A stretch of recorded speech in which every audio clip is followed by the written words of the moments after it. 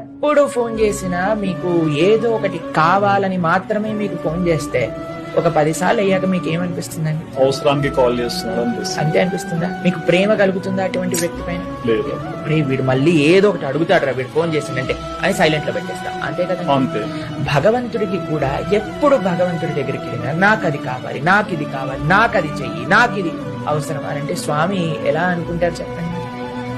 కాబట్టి మనము భగవంతుడికి చెప్పాల్సిన అవసరం లేదండి. ఇప్పుడు చూడండి, ఒక చిన్న పిల్లవాడు ఉన్నాడు అనుకోండి, అమ్మకి చెప్తాడా, అమ్మ నాకు ఇప్పుడు వింటర్ వస్తుంది, అమ్మ నాకు షాల్ చెయ్యమ్మా, నాకు స్వెటర్ చెయ్యమ్మా.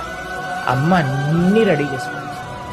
పొద్దున్న లేవంగానే అమ్మ పిల్లలు తినడానికి రెడీ చేసి పెడుతుంది, బెడ్స్ అన్ని కూడా క్లియర్ చేసి పెడుతుంది, పిల్లవాడికి స్కూల్ బ్యాగ్ తయారు చేసి పెడుతుంది, తీసుకెళ్లి అప్పచెప్తుంది బస్సులో, మళ్ళీ ఇంటికి వచ్చేసరికి వాడికి తిండి తయారు చేస్తుంది, హోంవర్క్ చేస్తుంది, పడుకోబెడుతుంది. అమ్మకి చెప్పాలా అండి ప్రతిరోజు నాకు ఇది కావాలి, ఇప్పుడు ఇది చేయాలి, అప్పుడు ఇది చేయాలి? అవసరం లేదు కదా.